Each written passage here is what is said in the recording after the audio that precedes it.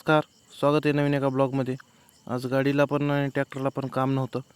ईद असल्यामुळे मशीन पण आपली बंद होती. त्यामुळे आपला भाऊ आला होता, गणेश आणि शशी. आपण तिघंजण मिळून आम्ही गेलो एक साईडच्या शोरूमला, कारण गणेशच्या गाडीची बॅटरी झाली होती खराब. त्यामुळे म्हणलं डायरेक्ट शोरूमला जाऊन टाकावं. गाडीचं काम वगैरे केलं. त्यानंतर आपल्याला अनवरनं ईदसाठी शिरकुंबा प्यायला बोलवला होता. आपले मित्रमंडळ मोईन सर्वजण उपस्थित होते. शिरकुंबा वगैरे भरपूर पिला. धन्यवाद अनवरचा पण. त्यानंतर आपण निघालो गावाकडच्या दिशेने. मोईन गाडी चालवत होता. एक नंबर ड्रेस घेतला होता मोईनने आज.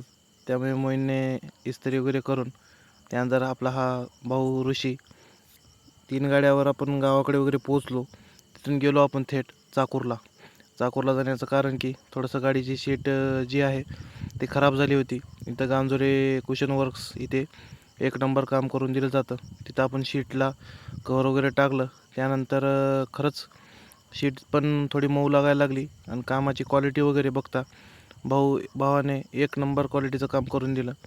गाडीला शीटची कवर वगैरे सर्व फिटिंग केलं. त्यानंतर आपण निघालो आपल्या गावाकडच्या दिशेने. खूप ऊन लागत होतं. म्हणलं थोडं जावं पुढे आणि थोडंसं काहीतरी प्यावं. रस प्यायला ये म्हणलं माय.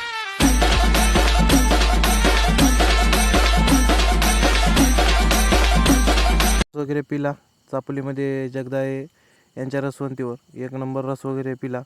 त्यानंतर निघालो आपण पुढे आपल्या गावाच्या दिशेने. गावाकडे जात असताना मित्रासोबत गप्पा गोष्टी वगैरे केल्या.